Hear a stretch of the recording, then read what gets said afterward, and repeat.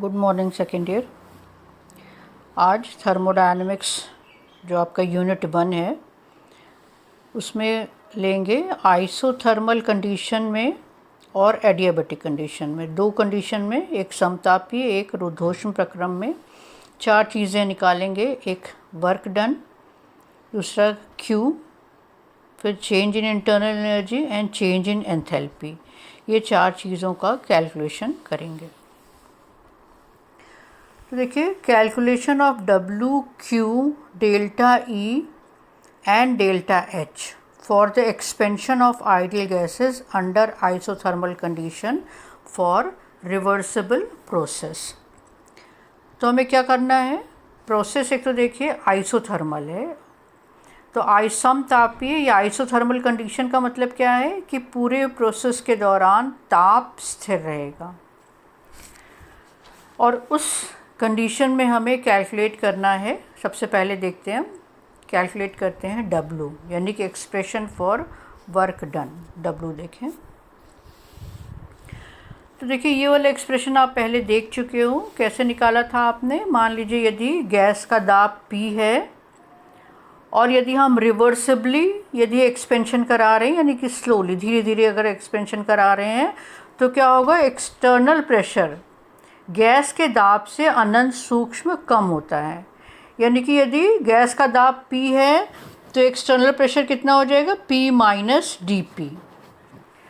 तो फिर small amount of work done यानी कि डेल्टा W जो सिस्टम प्रसार के दौरान या एक्सपेंशन के दौरान कर रहा है, जिस दौरान वॉल्यूम में इंक्रीज कितना हो रहा है, बहुत थोड़ा अमाउंट, यानी कि dV। तो delta W is equal to क्या होता है, P minus dP into dV। और फिर यदि हम dP dV को नेग्लेक्ट कर दें तो हमारे पास क्या एक्सप्रेशन आ जाता है, delta W is equal to P dV। ये हम पहले देख चुके हैं। नौ यदि ये तो है स्मॉल वर्क डन, यदि हमें कुल किया गया कार्य देखना हो, टोटल वर्क डन, और उस कुल किया गया कार्य क्या है कि यदि हमने वॉल्यूम को कहाँ से कहाँ तक करा है, from V1 to V2, volume increase from V1 to V2 करा है, तो कुल कार्य के लिए हम इसको इंटीग्रेट कर देंगे। तो ये हो जाएगा from V1 to V2, P dV को हमने इंटीग्रेट करा है, और ये P की वैल्यू nRT अपॉन V हमने यहाँ रख दी है। और आइसोथर्मल प्रोसेस इसलिए T कांस्टेंट है, फिर N यानी जितना हमने नंबर ऑफ मोल्स लिया है वो कांस्टेंट हो गया, और R भी कांस्टेंट है।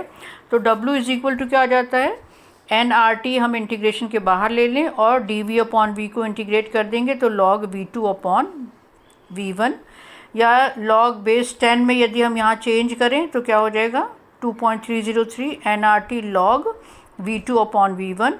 और यदि हम प्रेशर के टर्म्स में करें तो W is equal to 2.303 nRT log P1 upon P2। तो ये तो हमारे पास एक्सप्रेशन आ गया W के लिए। ना दूसरी चीज़ हमें क्या निकालनी है, Q, कितना हीट एब्जॉर्ब हो रहा है। तो according to first law of thermodynamics आपको मालूम है Q, जितना हम हीट देते हैं वो किस काम आता है, एक तो काम होता है, और दूसरा जो बची हुई ऊष्मा है वो इंटरनल एनर्जी के रूप में स्टोर हो जाते हैं according to old convention. Now delta E is 0 for isothermal process. जब समतापीय प्रक्रम हो रहा होता है तो टेम्परेचर कांस्टेंट है, और यदि टेम्परेचर कांस्टेंट है तो आइडियल गैस के लिए डेल्टा E का मान 0 होता है। ये आप जूल एक्सपेरिमेंट में देख चुके हो। तो यदि delta E is equal to 0 तो Q की वैल्यू क्या हो जाएगी, Q is equal to W हो जाएगा। नौ अब W की वैल्यू हम निकाल चुके हैं, अभी पिछले स्लाइड में आपने देखा था। तो Q is equal to W is equal to 2.303 nRT log V2 upon V1, या Q is equal to 2.303 nRT log P1 upon P2। तो दो एक्सप्रेशन आपने देख लिया, एक देख लिया आपने W और दूसरा देख लिया Q, जो कि दोनों सेम है। और तीसरी चीज़ हमें निकालनी है delta E, change in internal energy. तो देखिए, आपको मालूम है इंटरनल एनर्जी जो आइडियल गैस की है वो टेम्परेचर पर निर्भर करती है, यानी कि E is a function of temperature only, and therefore in an isothermal process as the temperature remains constant the internal energy of the system is constant. चूँकि आइसोथर्मल प्रोसेस है इसलिए टेम्परेचर कांस्टेंट है, और चूँकि इंटरनल एनर्जी केवल ताप का फलन है, तो यदि हमने ताप कांस्टेंट रखा है तो चेंज इन इंटरनल एनर्जी 0 होगी। तो आपका तीसरा एक्सप्रेशन आ गया डेल्टा E, की वैल्यू 0 हो जाती है। ना चौथा एक्सप्रेशन देखें, एक्सप्रेशन फॉर डेल्टा एच। तो एच इज़ इक्वल टू होता है ई प्लस पी वी। तो जैसे यहाँ डेल्टा से हम अगर मल्टीप्लाई कर देते हैं सब जगह तो क्या होगा, delta H is equal to delta E plus delta P V. अब यहाँ पर ये देखिए पी वी की जगह एन आर टी रख दिया और फिर इसके बाद में delta H is equal to delta E plus change क्या क्या हो सकता है, एक तो नंबर ऑफ मोल चेंज हो सकते हैं, दूसरा टेम्परेचर चेंज हो सकता है, डेल्टा एन आर और डेल्टा टी यहाँ पे लिख दिया। अब आइसोथर्मल प्रोसेस है इसलिए डेल्टा ई का मान 0 हो जाता है और फिर चेंज इन टेम्परेचर ये भी 0 हो जाता है। तो ये दोनों टर्म 0 हो गया तो डेल्टा एच का मान भी 0 हो जाता है। तो ये 4 चीज़ें आपने निकाली हैं, एक Q, एक W, एक Q, फिर तीसरा डेल्टा ई और चौथा डेल्टा एच। किस कंडीशन में, आइसोथर्मल कंडीशन में। किन गैस के लिए, आइडियल गैस के लिए। प्रोसेस कैसा है, रिवर्सिबल है। तो ये तो आपने चारों चीज़ें आपने देखी थी फॉर आइसोथर्मल प्रोसेस। अब इन्हीं चारों को हम कैलकुलेट करेंगे फॉर एडियाबैटिक प्रोसेस के लिए या रुद्धोष्म प्रक्रम के लिए।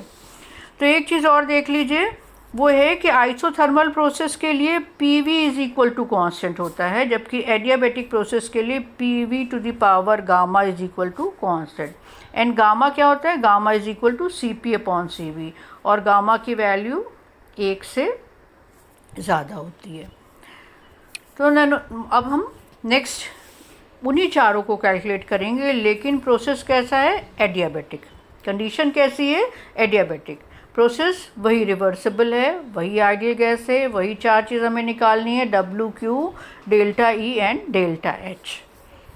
तो देखिए सबसे पहले क्यू देख लेते हैं। क्यू क्या है, एडियाबैटिक प्रोसेस है तो आपको मालूम है कि कोई भी ऊष्मा का विनिमय नहीं हो रहा है, इसलिए क्यू का मान तो सबसे पहले आ गया 0। Now first law of thermodynamics से हमें मालूम है Q इज इक्वल टू होता है डेल्टा E प्लस डब्लू, या delta E is equal to Q minus W according to old convention. या यदि Q का मान 0 है तो W इज इक्वल टू क्या हो गया, minus delta E।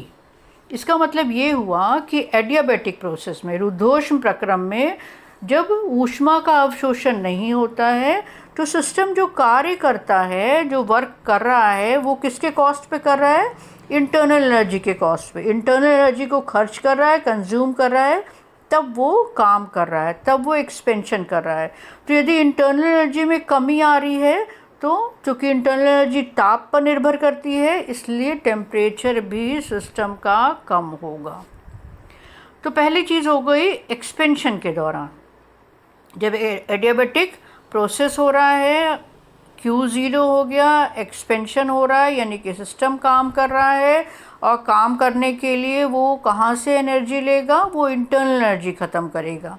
Internal energy कम होगी तो टेम्परेचर में भी कमी आएगी, तो डेल्टा टी डिक्रीज़ होगा। किस केस में, जब सिस्टम काम कर रहा हो।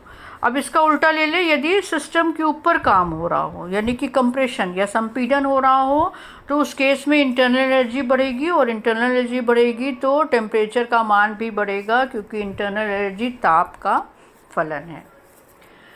तो देखिए ये इम्पॉर्टेंट है, इसको बेस आप दिमाग में रखिए कि W is equal to minus delta E, expansion होगा टेम्परेचर कम होगा, और कंप्रेशन होगा तो टेम्परेचर बढ़ेगा। अब हम देखें एक्सप्रेशन फॉर वर्क, कार्य के लिए एक्सप्रेशन देखते हैं, और साथ ही डेल्टा E के लिए। तो हमें मालूम है कि वॉल्यूम में चेंज, मान लीजिए स्मॉल चेंज हो रहा है dV, तो work done by the gas is equal to हो जाएगा dW is equal to PdV। और यदि मान लीजिए इनिशियल वॉल्यूम V1 हो और फाइनल वॉल्यूम V2 हो, तो इस पूरे एक्सपेंशन के दौरान जो वर्क हो जाएगा वो किसके बराबर हो जाएगा, W is equal to PdV का इंटीग्रेशन लिमिट होगी V1 to V2, equation number 1। ना यदि एडियाबैटिक प्रोसेस है, अभी बात करिए कि एडियाबैटिक प्रोसेस के लिए PV to the power gamma is equal to K होता है, या P is equal to K upon V to the power gamma है। नाउ हम इस P की वैल्यू को इक्वेशन नंबर 1 में रखते हैं। तो इक्वेशन नंबर 1 में रखेंगे तो W इज इक्वल टू क्या हो गया, V1 टू V2 अभी था, तो वैल्यू हमने रख दी, किसकी वैल्यू रखी है, पी की वैल्यू। पी की वैल्यू क्या है, K V to the power K upon V to the power gamma, ये वैल्यू रख दी into D V. K constant है तो यहाँ हमने बाहर ले लिया। लिमिट है v1 टू v2 और v to the power gamma को हम यदि ऊपर ले आते हैं तो ये क्या हो जाता है, v to the power minus gamma dv। तो ये देखिए इंटीग्रेट यहाँ पे करके दे रखा है। यदि हम इसको इंटीग्रेट करते हैं v to the power minus gamma dv integrate करा तो ये आ जाता है v to the power minus gamma plus 1 upon minus gamma plus 1, ये आ गया। और उसके बाद इसको हम सॉल्व करते हैं तो ये नीचे इसको हम लिख सकते हैं डिनोमिनेटर में माइनस गामा प्लस 1 को लिख सकते हैं 1 माइनस गामा और ऊपर लिख सकते हैं v to the power 1 minus gamma. तो ये यहाँ पर हमने रख दिया, ये देखिए w इज़ इक्वल टू के, और ये जो इंटीग्रेशन का सेकेंड वाली लाइन में ये आ गया है आपका v 1 minus gamma upon 1 minus gamma, और जो इनिशियल लिमिट है वो है v1 और v2 फाइनल लिमिट है। इसको फिर 1 माइनस गामा चूँकि कांस्टेंट है तो यहाँ पर 1 माइनस गामा हमने बाहर ले लिया और final limit minus initial limit यानी कि v2 माइनस v1 और पावर हो जाएगा 1 माइनस गामा। नो अब यहाँ पर हमने क्या करा है, नेक्स्ट स्टेप पे हमने k को अंदर ले लिया है तो ये हो गया k v2 minus k v1। अब k इज़ इक्वल टू देखिए आपने यहाँ पर लिखा है k इज़ इक्वल टू क्या है, k इज़ इक्वल टू है p v to the power gamma is equal to k। तो यहाँ से हम k इज़ इक्वल टू क्या कर सकते हैं, p1 v1 to the power gamma is equal to p2 v2 to the power gamma, ये ऐसे हम लिख सकते हैं। तो देखिए ये हमने यहाँ पर करा है k is equal to p1 v1 to the power gamma and p2 v2 to the power gamma. तो अब यहाँ पर हमने वैल्यू रख दी 1 अपॉन 1 माइनस गामा है k की जगह, चूँकि यहाँ पर v2 है तो यहाँ पर हमने k की जगह क्या रख दिया, p2 v2 to the power gamma. फिर v2 यहाँ पर एज इट इज़ उतर गया, माइनस यहाँ पर आ गया। अब यहाँ पर k क्या है, v1 के टर्म्स में रखे तो क्या हो जाएगा, p1 v1 to the power gamma, और ये v1 यहाँ पर एज इट इज़ उतर गया क्या है, v1 1 minus gamma. Now next इस पे देखिए p2 और यहाँ पर ये v2 to the power gamma है, यहाँ पर क्या है v2 to the power minus gamma आ जाएगा तो उसको हम ये v2 to the power gamma और माइनस गामा कैंसिल हो जाएगा तो ये v2 टू दी पावर 1, तो p2 v2 हो जाएगा और यहाँ पर भी सेम उसी तरह से p1 v1 हो जाएगा। तो ये हो जाएगा और pv is equal to nRT होता है तो यहाँ पर p2 v2 की जगह nRT2 माइनस nRT1 कर दिया और यहाँ से फिर हमने nr कॉमन ले लिया तो nr कॉमन हो गया w nr common t2 minus t1 upon 1 minus gamma. अब गामा इज़ इक्वल टू होता है cp अपॉन cv और cp minus cv is equal to होता है r। अब जरा वैल्यू यहाँ पर रखिए, इस वाली इक्वेशन में हम वैल्यू रख दें तो क्या हो गया, w is equal to n, r की जगह रख दिया हमने cp माइनस cv और ये t2 माइनस t1 पहले जैसा ही है, और यहाँ पर नीचे डिनोमिनेटर में हमने वैल्यू रख दिया 1 माइनस गामा की जगह cp अपॉन cv।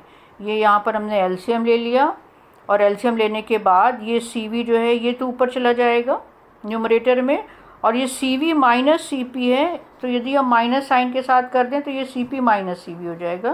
तो cp माइनस cv दोनों तरफ कैंसिल हो गया और हमारे पास आ गया w इज़ इक्वल टू ये minus sign minus n cv, ये जो न्यूमरेटर में चला गया t2 माइनस t1।